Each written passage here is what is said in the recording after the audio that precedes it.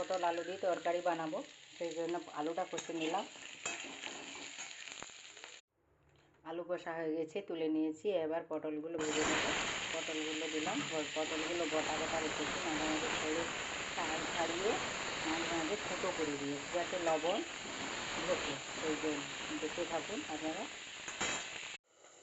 এই পটল তরকারির জন্য যে মশলাটা করেছি, মশলাটা কাঁচা লঙ্কা, আদা, টমেটো দিয়ে দেবো।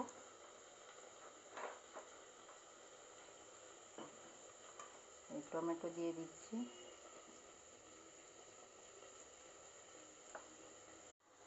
আর এই যে একটু হালকা কড়াতে নেড়ে নিয়েছি পোস্ত, সাদা তিল, সাদা সর্ষে, শুকনো লঙ্কা। এই মশলাটাও এর মধ্যে পেস্ট করে নেব মিক্সার গ্রাইন্ডারে।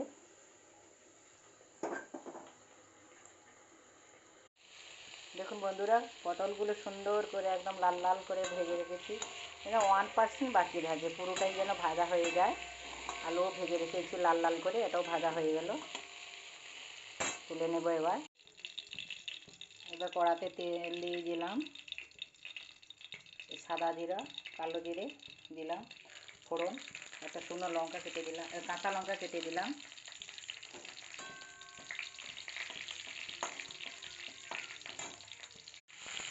এবার স্বাদ মতো একটু লবণ দিয়ে দিলাম। লবণ দিয়ে একটু নাড়াচাড়া করে নেব। দিয়ে এবার মশলাটা যে বেটে রাখলাম ওটাই দিয়ে দিচ্ছি।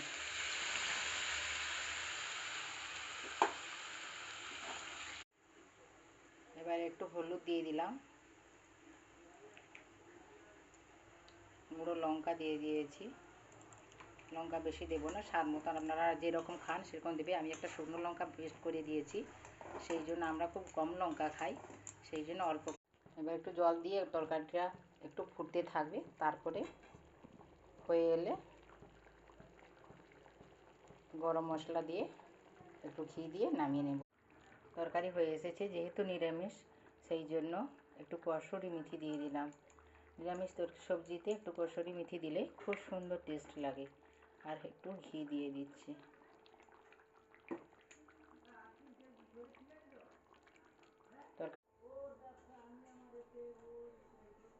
তরকারিটা হয়ে গেছে, বাটিতে ঢেলে নিয়েছি।